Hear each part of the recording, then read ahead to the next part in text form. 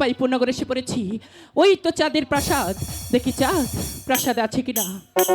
আরে ও সদাগর মশাই, আপনি কি প্রাসাদে আছেন? আরে ও বলে চাঁদ, তুমি কি প্রাসাদে আছো? পিতা স্বর্গ,